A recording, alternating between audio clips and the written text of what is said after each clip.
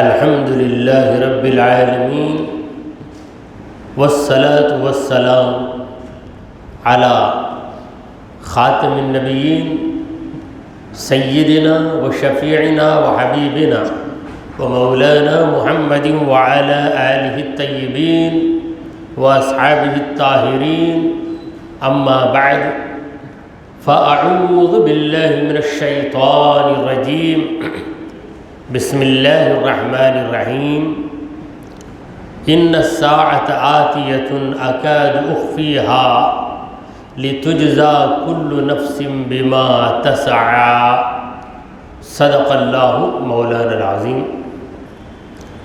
سامعین کرام اور باوقار خواتین، السلام علیکم ورحمۃ اللہ وبرکاتہ۔ اللہ رب العزت جل وعلا کی ہم پر بے پناہ مہربانی ہے کہ اس نے ہمیں آقائے نامدار احمد مختار مدنی تاجدار دونوں جہاں کے سردار حضرت محمد مصطفیٰ رسول خدا صلی اللہ تعالی علیہ وآلہ وسلم کی بابرکت امت میں پیدا فرمایا۔ حضرات محترم، جس آیت مبارکہ کی تلاوت کا میں نے شرف حاصل کیا ہے وہ سورہ طٰہٰ کی 15ویں آیت ہے۔ اس سے آگے کی آیتوں میں یہ بتایا گیا کہ اللہ تبارک و تعالی نے حضرت موسیٰ علیہ السلام کی طرف وحی فرمائی، جبکہ موسیٰ علیہ السلام آگ کی تلاش میں گئے، مگر وہاں سے انہیں یہ آواز آئی کہ اے موسیٰ میں اللہ ہوں، اور یہ بھی بتایا گیا کہ اے موسیٰ جو بات وحی کے ذریعے تم کو سنائی جا رہی ہے اسے پوری توجہ کے ساتھ سنیے، اور بات یہ ہے کہ دیکھو اے موسیٰ میرے سوا کوئی معبود نہیں، اس لیے میری ہی عبادت کرو اور میرے ذکر کو قائم رکھنے کے لیے نماز کو قائم رکھو۔ یہ کل کی آیتوں کی تفسیر کا لب لباب ہے، اس کا یسنس ہے۔ اب 15ویں آیت جس کی میں نے تلاوت کی ہے اس میں اللہ فرماتا ہے ان الساعۃ، بے شک قیامت، آتیۃ، آنے ہی والی ہے۔ دنیا میں بندے کو کیا کرنا چاہیے؟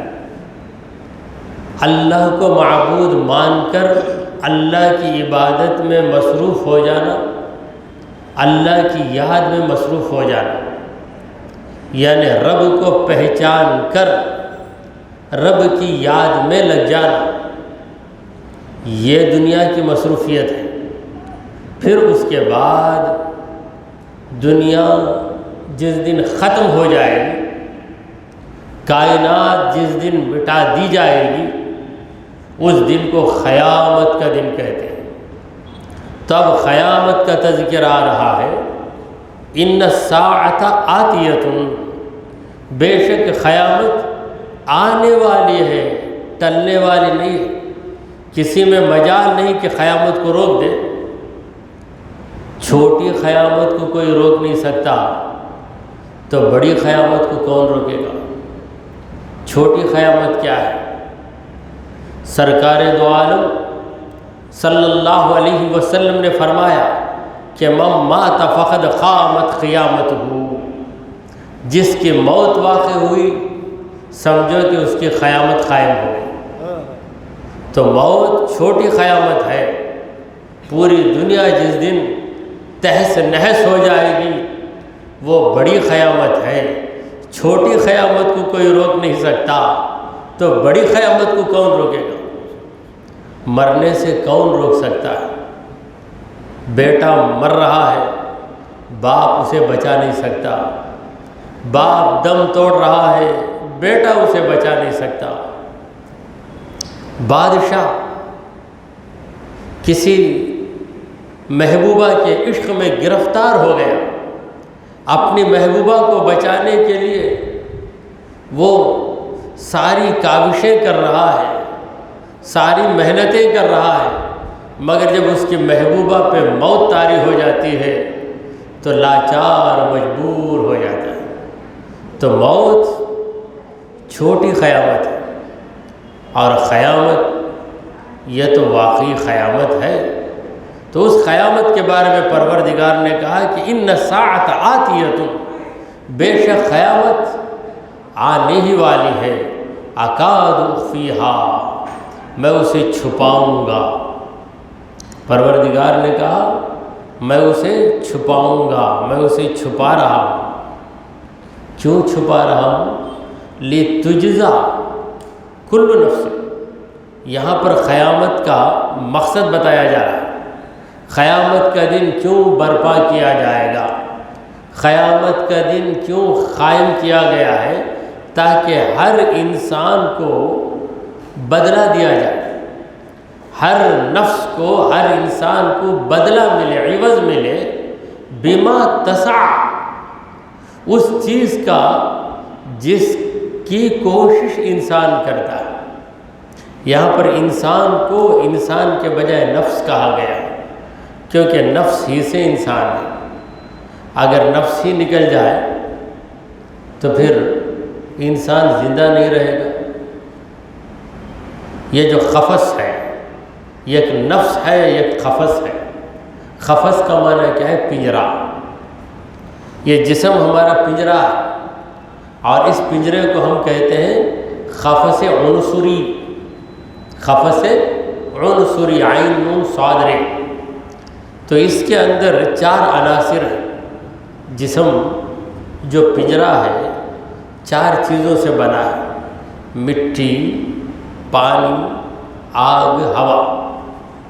اس میں مٹی کا عنصر غالب ہے۔ آدمی مٹی کا پتلا ہے، مگر اس پتلے کے اندر کچھ پانی بھی ملایا گیا ہے، ہوا بھی ملائی گئی، آگ بھی ملائی گئی ہے۔ تو عناصر 4 سے ہمارا جسم تیار ہوا ہے۔ یہ جسم ایک پنجرہ ہے، اور نفس یا روح کیا ہے؟ اس میں پرندہ۔ جب روح نکل جاتی ہے تو پنجرہ خالی ہو جاتا ہے۔ تو روح، نفس، روح میں جو خواہش ہوتی ہے، انسان کے اندر جو خواہش ہوتی ہے، اس خواہش کو بھی نفس کہتے ہیں۔ اور نفس نیک انسان کا نفس مطمئنہ ہے، برے انسان کا نفس نفس امارہ ہے۔ نفس ایک ہی ہے، مگر رنگ بدلتا ہے تو نام بدل جاتا ہے۔ برے انسان کا نفس نفس امارہ ہے، اسے برائی کا حکم دیتا ہے۔ نیک انسان کا نفس، اللہ والے کا نفس نفس مطمئنہ ہے، یعنی وہ مطمئن رہتا ہے، اللہ کی مرضی پہ راضی رہتا ہے۔ دیکھیے کپڑا ایک ہی ہے، جب کالا رنگ چڑھا دو تو نام اس کا ہوگا کالا کپڑا، سفید رنگ چڑھاؤ تو نام اس کا ہوگا سفید کپڑا، مگر کپڑا ہے ایک ہی چیز۔ جب رنگ بدلتا ہے تو نام بدل جاتا ہے۔ اسی طرح نفس میں جب نیکی کا رنگ چڑھ جاتا ہے تو اس نفس کو نفس مطمئنہ کہتے ہیں۔ جب اس میں برائی کا رنگ چڑھ جاتا ہے تو اسے کہتے ہیں نفس امارہ۔ نفس امارہ، نفس مطمئنہ، ان دو کے درمیان نفس کی اور 2 قسمیں ہیں۔ نفس لوامہ بھی ہے، نفس ملہمہ بھی ہے۔ نچلے درجے کا نفس جو فاسق و فاجر گنہگار کے اندر ہے، اس پہ صرف گناہوں کا رنگ چڑھا ہوا ہے۔ ہمیشہ نفس گناہ کا شوق دلاتا، آدمی گناہ کر لیتا۔ شراب کی خواہش آئی، شراب پی لیا، زنا کی خواہش آئی، زنا کے لیے بڑھ گیا۔ کسی کو مارنے کو جی چاہا جا کے مار دیا، یہ نہیں سوچا کہ میں غلط کر رہا ہوں۔ اس کے بعد نفس لوامہ، نفس لوامہ اس آدمی کا نفس ہے جس کا احساس زندہ ہے، جو غلطی کرنے کے بعد محسوس کرتا ہے کہ میں غلط کام کیا ہوں، خود کو ملامت کرتا ہے، افسوس کرتا ہے، اس درجے کا نفس نفس لوامہ ہے۔ تو جسے نفس لوامہ نصیب ہوا اسے توبہ کی توفیق نصیب ہوتی۔ جب تک ملامت کی کیفیت نہیں، یاد رکھیے وہ توبہ نہیں کرے گا۔ اور اس کے بعد کا درجہ نفس ملہمہ، نفس ملہمہ متقی بندوں کا نفس ہے۔ ملہمہ کے معنی جسے الہام کیا جاتا ہے، نیکی کا الہام کیا جاتا ہے، نیکی کا شوق اس کے دل میں پڑ جاتا ہے۔ اور بڑے درجے کا نفس جس میں آدمی کو کوئی بے قراری ہی نہیں، مصیبتیں آئیں تو بھی وہ راضی، خوشیاں آئیں تو خوشیوں کی وجہ سے وہ اکڑتا بھی نہیں، رب کی رضا پہ راضی رہتا ہے، تو وہ درجے کا نفس نفس مطمئنہ ہے۔ چاروں نفس کا ذکر قرآن مجید میں ہے۔ نفس امارہ کا ذکر ہے 13ویں پارے میں، ان النفس لامارۃ بالسوء، بے شک نفس برائی کا حکم دیتا ہے۔ نفس لوامہ کا ذکر بھی قرآن مجید میں ہے، لا اقسم بیوم القیامت ولا اقسم بالنفس اللوامہ، میں قسم کھاتا ہوں قیامت کے دن کی، میں قسم کھاتا ہوں نفس لوامہ کی، یعنی برائی کا احساس دلانے والا نفس۔ اور وَنَفْسٌ وَمَا سَوَّاهَا فَأَلْهَمَهَا فُجُورَهَا وَتَقْوَاهَا، تو یہ نفس کو اللہ نے الہام کیا ہے، کس کا؟ فجورہا و تقویٰ، برائی کیا ہے، نیکی کیا ہے، یہ پرکھنے کی خصلت یا پرکھنے کی صلاحیت اللہ نے نفس کو دی ہے، وہ نفس ملہمہ۔ اور نفس مطمئنہ کا ذکر یوں ہے، یا ایتھا النفس المطمئنہ ارجعی الی ربک راضیۃ مرضیہ، اے مطمئن نفس، یا ایتھا النفس المطمئنہ، لوٹ جا تیرے رب کی طرف، اس طرح کہ تو رب سے راضی، رب تجھ سے راضی۔ فادخلی فی عبادی، اللہ نفس مطمئنہ سے کہتا ہے کہ میرے بندوں میں داخل ہو جا، وادخلی جنتی، میری جنت میں آ جا۔ تو جب نفس کا ذکر آیا تو ذہن میں نفس کے 4 قسموں کی وضاحت کرنے کا خیال آ گیا۔ تو نفس کی 4 قسمیں، لیکن ایک ہی انسان میں 4 نفس نہیں ہوتی، ایک ہی نفس ہوتا ہے، جب صفت بدلتی ہے تو نام بدل جاتا ہے۔ ہر چیز کی یہی حالت ہے، جیسا کہ میں نے ایک مثال دی، کپڑے کی مثال، یا دیوار لے لیجیے، آپ لال دیوار کہیں گے، اس کو بلو کلر چڑھا دو تو نیلی دیوار کہیں گے، گرین کلر چڑھا دو تو سبز دیوار کہیں گے، اور پیلا رنگ چڑھا دو تو کہیں گے پیلی دیوار۔ دیوار ایک ہے، وہی حال نفس کا ہے۔ ہر انسان کو ایک نفس ہوتا ہے، اس کی کیفیت بدلتی ہے تو نام بدلتا جاتا ہے۔ تو صوفیاء کرام جو مرید کی تربیت کرتے ہیں، ان کا مقصد یہ ہوتا ہے کہ مرید کے نفس کو نفس مطمئنہ بنا کر چھوڑو۔ اور یہ چیز اللہ والوں کی صحبت سے حاصل ہو جاتی ہے۔ اللہ والوں کی باتیں سننے سے کیفیت طاری ہو جاتی ہے، اور نفس اپنا رنگ بدلتے جاتا ہے۔ کپڑے پہ میل رہتا ہے، جتنا آپ پانی بہاتے جائیں گے تھوڑا میل نکلا، پھر اور تھوڑا میل نکلا، نکلتے بالآخر صاف کپڑا ہو جاتا ہے۔ اسی طرح نفس پاک ہوتے کیا ہو جاتا ہے؟ نفس مطمئنہ بن جاتا ہے۔ جب نفس مطمئنہ بن جاتا ہے تو پھر شکایت کا وہاں پہ سوال ہی نہیں۔ اطمینان کے بعد شکایت کیا ہے؟ 2 چیزیں اکٹھا نہیں ہو سکتی۔ دعوت کیسی تھی بھائی؟ اطمینان ہوا کہ ہاں اطمینان ہو گیا کا مطلب کیا؟ شکایت نہیں ہے۔ اطمینان تو ہے مگر پھر بھی بعض باتوں کی شکایت ہے۔ کا مطلب کیا ہے؟ اطمینان ہے انکمپلیٹ اطمینان، مکمل اطمینان نہیں۔ تو مکمل اطمینان اب ہماری اردو میں بھی کہتے ہیں اطمینان ہو گیا، عربی کا لفظ ہے، ہم لوگ اردو سمجھ کر بولتے ہیں اطمینان، میں مطمئن ہوں۔ اور اسے ہمارے نوجوانوں کو سمجھانا ہے تو کیا لفظ بولنا ہے؟ سیٹسفیکشن ہو گیا۔ تو اطمینان کیا ہے ان کی سمجھ میں آ جائے گا۔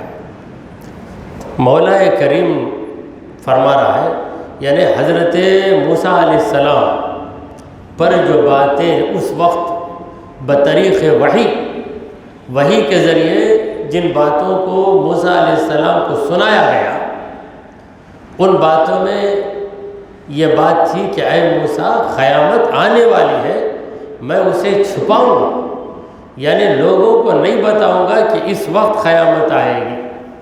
سرکار دو عالم صلی اللہ علیہ وسلم نے قیامت کی نشانیوں کا ذکر کیا، اسے کہتے ہیں علامات قیامت، عربی میں کہتے ہیں اشراط الساعہ، قیامت کی علامتیں۔ مگر قیامت کب آئے گی یہ نہیں بتایا، البتہ اتنا بتا دیا گیا کہ قیامت جمعہ کے دن آئے گی، اور قیامت عاشورے کے دن آئے گی، محرم کی 10ویں تاریخ، اور دن جمعہ کا۔ کئی موقعوں پر جمعہ کا دن بھی اور عاشورے کا دن دونوں مل گئے، مگر یہ ایسا بھی موقع آئے گا کہ عاشورے کا دن ہوگا، جمعہ کا دن ہوگا، اس دن قیامت آئے گی۔ کربلا کی جنگ کے بارے میں بھی کہتے ہیں کہ وہ عاشورے کا دن بھی تھا اور جمعہ کا دن بھی تھا، اور اس روئے زمین پر ایک قیامت بھی برپا ہو، کیونکہ اہل بیت کا خون بہایا گیا ہے۔ یہ بھی کوئی یہ حادثہ بھی کیا کسی قیامت سے کم ہے؟ تو سامعین کرام، پروردگار کہتا ہے کہ ہم نے قیامت کو چھپایا، لِتُجْزَا كُلُّ نَفْسٍ بِمَا تَسْعَىٰ، تاکہ ہر نفس کو اس کی کوشش کے مطابق جزا دی جائے۔ تو کوشش یہ بڑی چیز ہے۔ السعی منی والاتمام من اللہ، کوشش ہماری جانب سے ہے اور کام کو مکمل کر دینا اللہ کی طرف سے، اتمام کام کو تمام کرنا یہ من اللہ کی طرف سے۔ کوشش تو ہماری جانب سے ہو، کوشش ہی نہیں کریں گے تو پھر ہوگا کیا؟ روزی دینے والا اللہ ہے، مگر دکان کھول کر بیٹھنا، گاہک کا استقبال کرنا، گاہک آئے، کسٹمر آئے تو اسے چیز اٹھا کر بتانا، اتنا تو ہمیں کرنا پڑے گا۔ تو عبادتوں کے اندر اللہ ہی طاقت دینے والا ہے، اللہ ہی توفیق دینے والا ہے، تم کو تو کوشش کرنی چاہیے۔ تم کھڑو، نماز پڑھو، تم روزہ رکھو۔ بعض لوگ روزہ نہیں رکھتے، وجہ کیا؟ صاف صاف کہتے ہیں کہ میں رکھ نہیں سکتا۔ بس کوشش تو کرو، یہ ایک دن رہ جاؤ روزہ، مر جاؤ گے کیا؟ سفر میں کبھی ایسا ہوتا کہ ٹرین رک جاتی، آگے نہیں بڑھ سکتے، کوئی ایکسیڈنٹ ہو گیا، اس وقت کھانے پینے کی کوئی چیز ملتی بھی نہیں ہو پائی، کیونکہ پہلے ہی کینٹین خالی ہو جاتی، ان کی جیب بھی خالی ہو جاتی، تھیلی میں جو کھانے کی چیزیں تھیں وہ بھی خالی ہو گئی۔ 10 گھنٹے ایک ہی جگہ گاڑی رک جاتی، ایسی جگہ رکتی کہ اتر کر جائیں گے بھی تو کچھ نہیں ہے، جنگل میں رک جاتی، تو وہاں پہ بھوکے رہتے، کچھ بھی نہیں کر سکتے۔ رب کے حکم پر ارے کوشش تو کرو، روزے کی کوشش تو کرو، ایک روزہ رکھ لو تو اس کے بعد پھر تمہیں عادت پڑ جائے گی، مگر تیار نہیں ہوتا۔ تو عمل کی بنیاد کوشش، جب انسان کوشش کرتا ہے تو عمل میں کامیاب ہو جاتا ہے۔ اسی لیے اللہ تبارک و تعالیٰ نے سعی کا لفظ یعنی کوشش کا لفظ یہاں پر ذکر کیا اور کہا کہ ہر آدمی کو اس کی کوشش کے مطابق صلہ دیا جائے، اس لیے قیامت کا دن مقرر کیا گیا ہے۔ فَلَا يَصُدَّنَّكَ عَنْهَا، اے خدا کے بندے، یہاں پر خطاب موسیٰ علیہ السلام سے خصوصی خطاب اور عمومی خطاب ہر انسان سے۔ فَلَا يَصُدَّنَّكَ عَنْهَا، تجھ کو ہرگز ہرگز نہ روکے قیامت سے۔ کون سی چیز نہ روکے؟ کون نہ روکے؟ یہاں روکنے سے مراد قیامت کے عقیدے سے روکنا، قیامت کے عقیدے سے روکنا۔ من لا یؤمن بہا، جو قیامت پر ایمان نہیں رکھتا وہ آ کر تمہارے عقیدے کو نہ بگاڑ دے۔ جو کافر ہے وہ عقیدہ بگاڑتا ہے، وہ کہتا ہے کہ قیامت قیامت یہ سب ہوا میں اڑنے والی باتیں ہیں، ایسا تو کچھ ہوتا نہیں، کافروں کا کہنا۔ پروردگار عالم نے کہا کہ کوئی کافر جس کو قیامت پر ایمان نہیں ہے وہ آ کر تمہارے دل سے بھی قیامت کا عقیدہ نہ نکال دے، لہٰذا تم چست رہو، چالاک رہو، be careful and be alert, alert رہو، کیئرفل رہو، ہوشیار رہو، کہیں ایسا نہ ہو کہ کوئی بے ایمان آ کر تمہارے دل سے بھی ایمان چھین لے۔ واتبع ہوا، ایسا بے ایمان شخص جو اپنی خواہش کے پیچھے پڑ گئے، فتردا، اگر تو بے ایمان کی بات مان لے گا تو اس کا انجام کیا ہوگا؟ فتردا، تو برباد ہو جائے۔ کوئی ڈوبنے والا ڈوب رہا ہے، ڈوبنے والے کا ہاتھ پکڑے گا تو تجھے بھی لے کر ڈوبے گا۔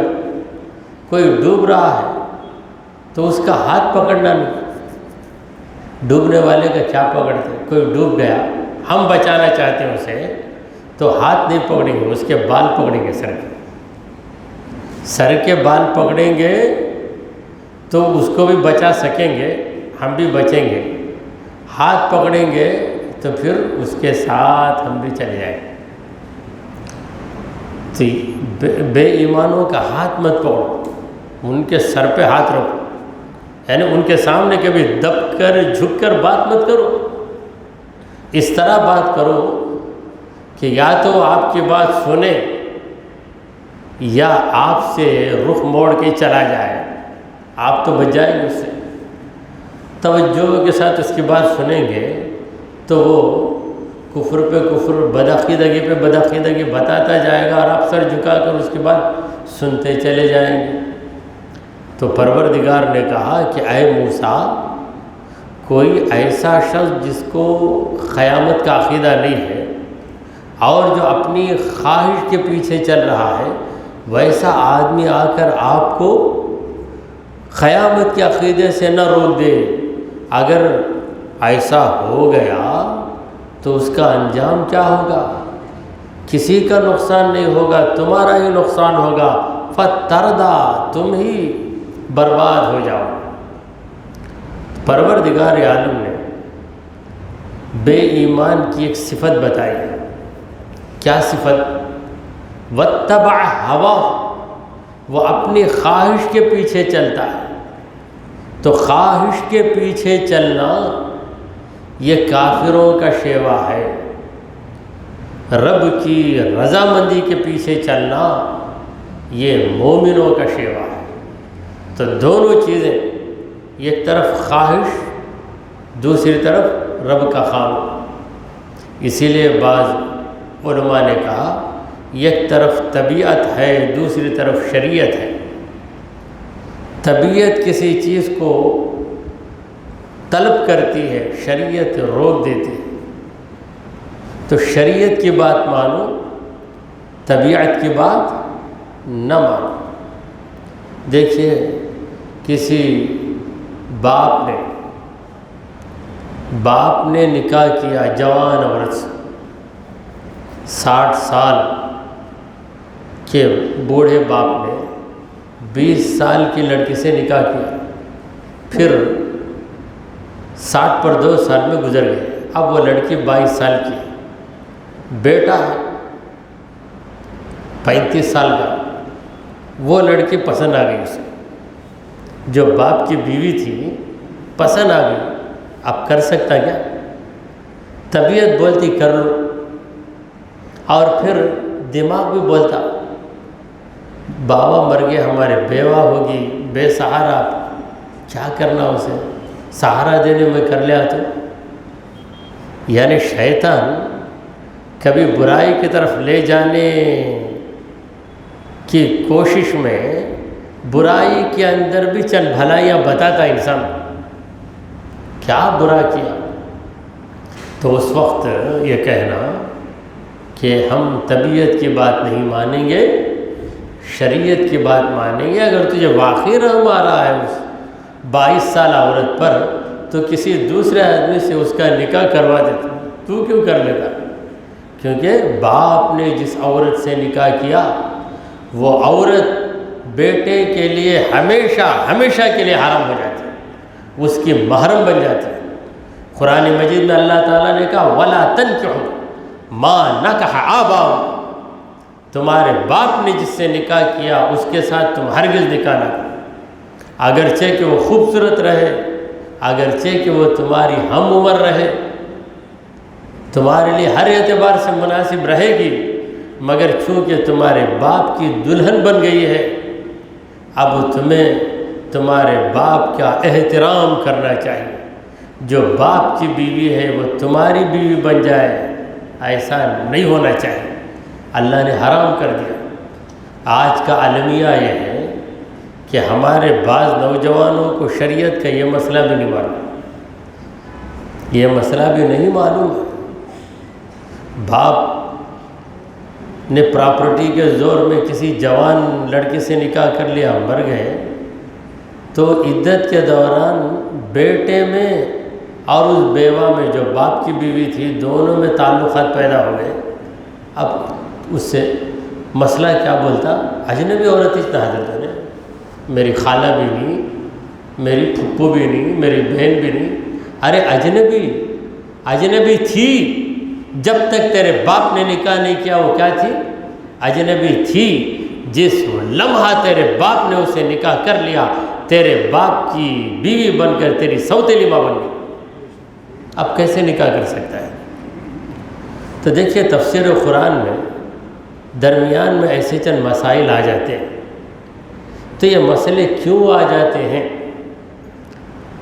شاید کسی کی یہ ضرورت ہوگی، تو اس ضرورت کے لیے اللہ تبارک و تعالی ہمیں یہ مسئلہ بیان کرنے کی توفیق دے دیتا ہے، ورنہ ہم سوچ کر نہیں آتے کہ یہ بیان کریں، کیونکہ آیت کا مفہوم کچھ ہوتا ہے، اس مفہوم سے ایک شاخ نکلتی ہے، اس شاخ میں یہ مسئلہ آتا ہے، وہ مسئلہ واضح کر دیا جاتا ہے۔ تو خواہش کی پیروی کرنا، تو خواہش جب پیدا ہو تو یہ سوچیں کہ جائز خواہش ہے یا ناجائز۔ روزے کے اندر آپ کو یہی ٹریننگ دی جاتی ہے، یہی مشق کروائی جاتی ہے کہ روزے کی حالت میں ہے، زبردست پیاس لگ رہی ہے، سامنے ٹھنڈا ٹھنڈا شربت رکھا ہوا ہے، دل چاہتا ہے، طبیعت چاہتی ہے کہ پی لیں، مگر روزہ کہتا ہے کہ مت پیو، اگر پیو گے تو میں ٹوٹ جاؤں گا، تو روزہ ٹوٹ جائے گا، یہ ڈر کر ہم اگرچہ کہ اکیلے ہیں، کوئی دیکھنے والا نہیں، گھر میں اکیلے، اگر فریج کھول کر ٹھنڈا پانی پی لیں گے تو کوئی جاننے والا نہیں، مگر وہاں خواہش کی ہم پیروی نہیں کرتے، اسی کا نام ہے تقویٰ۔ تو یہاں تک بات ہو گئی، اللہ تبارک و تعالیٰ نے اپنے احکام سنا دی۔ پہلا حکم کیا دیا؟ میری عبادت کر۔ دوسرا حکم یہ دیا کہ میری یاد قائم کرنے کے لیے نماز پڑھ۔ پھر تیسرا حکم یہ دیا کہ قیامت پر پکا یقین رکھ، کوئی بہکانے والا آئے تو اس کی باتوں میں ہرگز نہ آ۔ وہ بہکانے والا وہ نفس پرست خواہشات کی پیروی کرنے والے ہوگا، اس کی بات اگر تو مان لے گا تو برباد ہو جائے گا۔ یہ سارے احکام بتانے کے بعد اللہ تعالیٰ نے کہا وما تلک بیمینک یا موسیٰ، اے موسیٰ اب ہم تم سے بات کرنے کی طرف بڑھ رہے ہیں۔ احکام تو ہم نے سنا دی، قانون تو ہم نے بتا دیا، شریعت تو ہم نے بتا دی، اب تم ہمارے کلیم ہو، چلو ہم ذرا شریعت احکام سے ہٹ کر ایک بات کریں گے۔ وہ کیا ہے؟ اے موسیٰ تمہارے سیدھے ہاتھ میں کیا ہے؟ موسیٰ علیہ السلام مانوس ہو گئے۔ شروع میں تو گھبراہٹ ہوتی ہے، ہر نئے آدمی کو گھبراہٹ ہوتی ہے۔ یہاں سے جو لوگ جاتے ہیں حج کے لیے پہلی بار تو ڈرتے ڈرتے جاتے، وہاں جا کر ایک دن کے بعد اپنی بستی کو بھول جاتے۔ اسی طرح نوکری کرنے جو لوگ جاتے ہیں ڈر ڈر کر جاتے، جا کر وہاں مانوس ہونے کے بعد پھر کہتے اب چنئی آنے کو جی نہیں چاہتا۔ تو انسان جب کسی نئی چیز کا مقابلہ کرتا ہے تو گھبراتا ہے، پھر جب اس کی عادت پڑ جاتی ہے تو اس سے مانوس ہو جاتا ہے۔ اب حضرت موسیٰ علیہ السلام نے خدا کا کلام سنا مانوس ہو گئے۔ اب اللہ تعالیٰ نے ان کی انسیت کو اور بڑھانے کے لیے، ان کو اور اپنی طرف متوجہ کرنے کے لیے فرمایا کیا ہے موسیٰ تمہارے سیدھے ہاتھ میں کیا ہے یہ ذرا بتاؤ۔ اللہ تعالیٰ تو جانتا ہے موسیٰ علیہ السلام کے سیدھے ہاتھ میں کیا ہے، اللہ جانتا ہے، مگر بات کرنا ہے۔ کبھی ضرورت کے بغیر بھی ہم بات کرتے ہیں۔ کسی سے ملاقات کریں گے تو پوچھیں گے کیا بھائی افطار میں کیا کھائے، تو ہم پوچھیں گے۔ اب ضرورت نہیں افطار میں وہ کیا کھائے، ہم کو جاننے کی ضرورت نہیں ہے، مگر بات تو کرنا ہے۔ جب ضروری بات ذہن میں نہیں آتی تو بات کرنے کے لیے بے ضروری بات ہی صحیح کر لے۔ کب آئے مسجد میں دیکھ کر السلام علیکم، کب آئے مسجد کو، میں کب تک بھی آتا ہوں، یہ تم کیوں پوچھتے ہو، جواب نہیں دیتا، وہ فوراً بولتا ہوں میں 10:30 بجے آیا۔ کیونکہ بات کرنے کے لیے ضروری بات رہے یا بے ضروری بات رہے، کچھ نہ کچھ بات تو ہونی چاہیے۔ تو اللہ تبارک و تعالیٰ نے موسیٰ علیہ السلام سے کہا کہ اے موسیٰ وما تلکا، وہ چیز کیا ہے، بیمینک، جو تیرے یمین میں ہے، یمین کا معنی سیدھا ہاتھ، تیرے سیدھے ہاتھ میں جو ہے، یا موسیٰ اے موسیٰ وہ کیا ہے۔ اب موسیٰ علیہ السلام کو ہمت آ گئی، اللہ سے بات کرنے کی ہمت آ گئی۔ قال موسیٰ علیہ السلام نے کہا ہی عصایا، یہ تو میرا عصا ہے، میری لاٹھی ہے میرے پروردگار۔ جواب ختم ہو گیا، مگر بات کرنے کا شوق ہے۔ پروردگار عالم نے موسیٰ علیہ السلام کے اندر ہم کلامی کا شوق پیدا کر دیا۔ یا عصایا، یہ تو میری لاٹھی ہے، بات ختم، بات تو ختم ہو گئی، شوق ختم نہیں ہوا۔ اب شوق کی وجہ سے کہہ رہے ہیں اتوکل علیہا، میں اس پر ٹیک لگا لیتا ہوں، کھڑے کھڑے ہاتھ ٹیک لیتا ہوں۔ وَأَحُشُّ بِهَا عَلَى غَنَمِي، اور اس لاٹھی کے ذریعے پتوں کو جھڑکتا ہوں، پتوں کو گراتا ہوں میری بکریوں کے لیے۔ یعنی کبھی بکریاں آتی ہیں تو بکریوں کے لیے پتے کی ضرورت ہے تو میں لاٹھی کو اٹھا کر درخت کی ٹہنیوں پہ مارتا ہوں تو پتے جھڑتے ہیں، بکریاں کھاتی ہیں۔ وَلِيَ فِيهَا مَآرِبُ أُخْرَى، اور اس لاٹھی سے مجھے بہت سے فائدے، کئی کام کر لیتا ہوں۔ تو اتنی لمبی بات کی موسیٰ علیہ السلام۔ قال، تب اللہ نے کہا اے موسیٰ یہ تمہاری لاٹھی ہے، تم تمہاری لاٹھی کو اچھی طرح پہچانتے ہو، لاٹھی کے فوائد بھی بیان کر رہے ہو کہ اس کے اندر یہ فائدے ہیں، یہ تمہارا فائدہ، تمہارے غیر کا فائدہ۔ تمہارا فائدہ یہ ہے کہ تم ٹیک لگاتے ہو، تمہارے غیر کا فائدہ، جانوروں کا فائدہ، بکریوں کا فائدہ یہ ہے کہ بکریوں کی غذا کا تم انتظام کر دیتے ہو اس لاٹھی کے ذریعے۔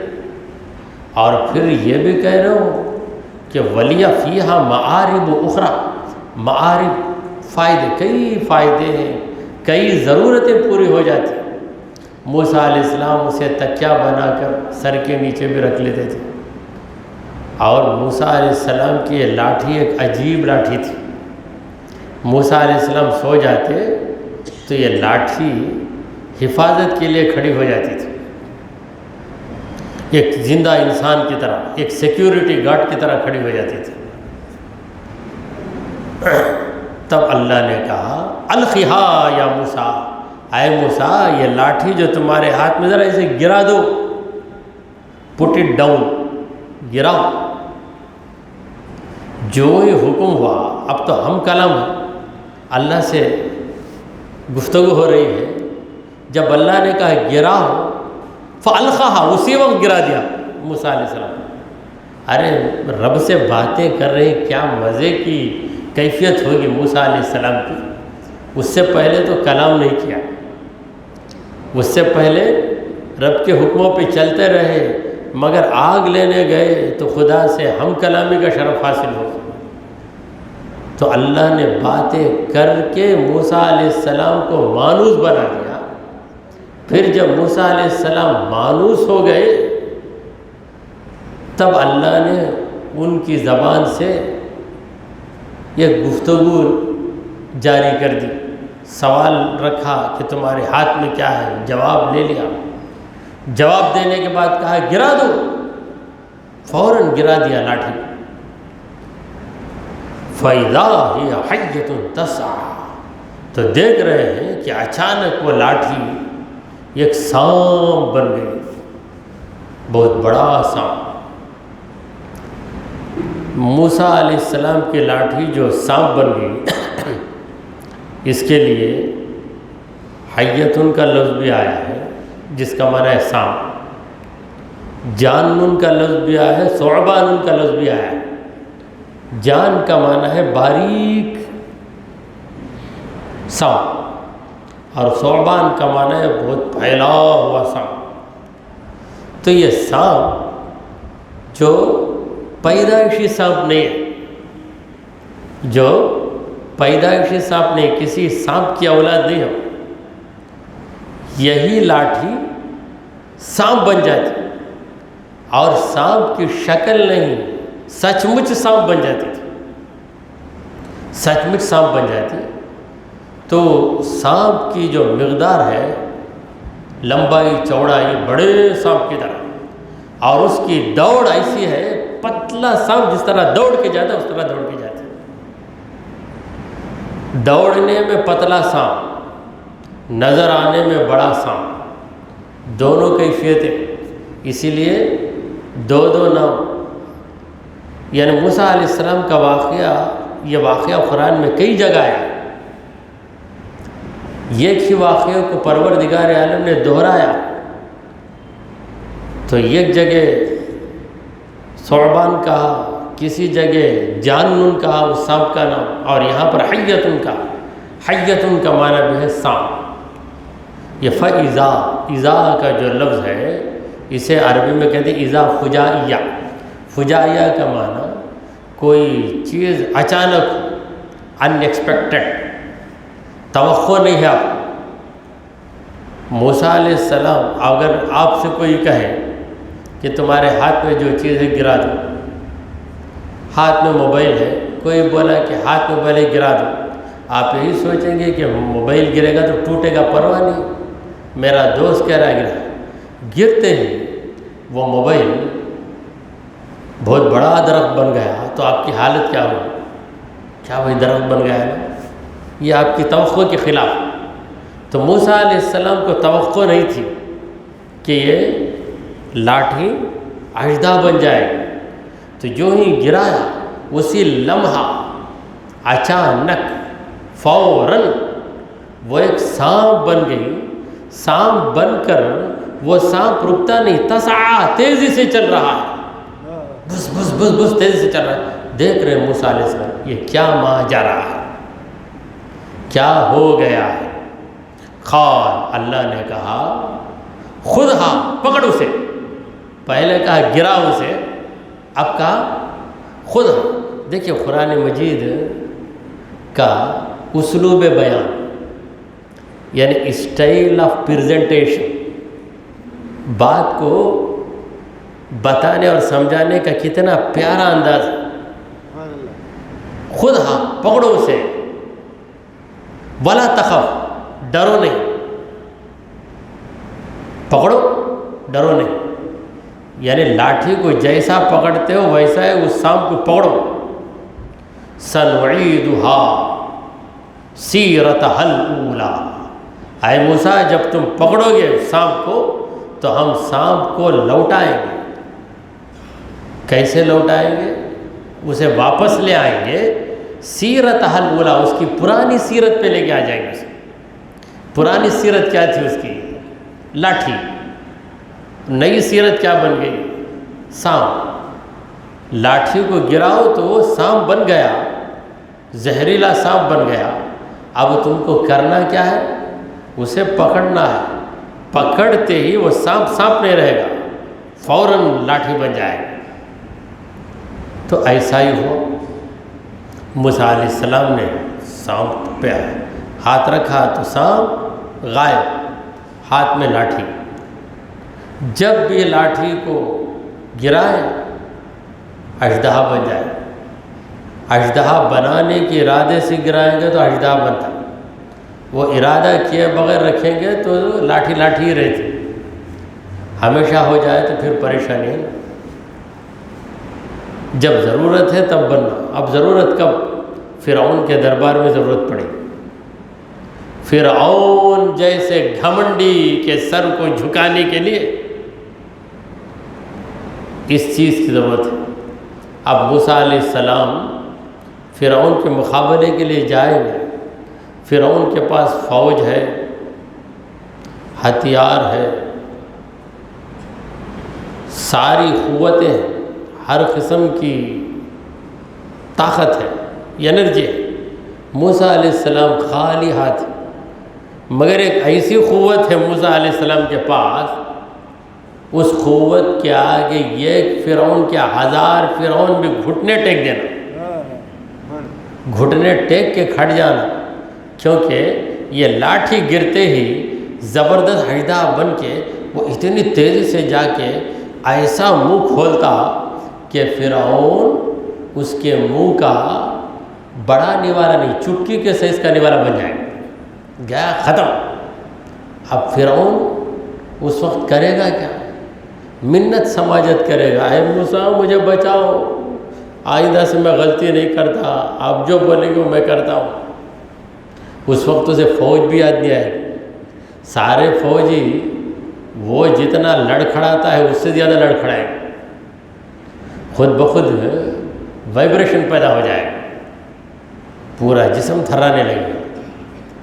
تو موسیٰ علیہ السلام کو اللہ تبارک و تعالیٰ نے فرعون کے مقابلے کے لیے تیار کر دیا، اور یہ واقعہ جاری ہے۔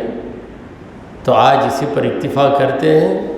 دعا کیجئے کہ پروردگارہ ہم نے جو کچھ کہا اور سنا اسے قبول فرما لے۔ اے اللہ ہمارے گناہوں کو معاف فرما، ہماری خطاؤں کو درگزر کر دے۔ اے رب العالمین ہم پر تیری رحمتیں نازل فرما۔ اے اللہ ہمیں سیدھے راستے پر چلا، تیرے انبیاء تیرے اولیاء کے راستے پر چلا۔ اے رب العالمین ہمارا خاتمہ ایمان کی حالت پہ فرما۔ وصلی اللہ تعالی علی خیر خلقہ سیدنا و مولانا محمد وعلی آلہ و اصحابہ اجمعین۔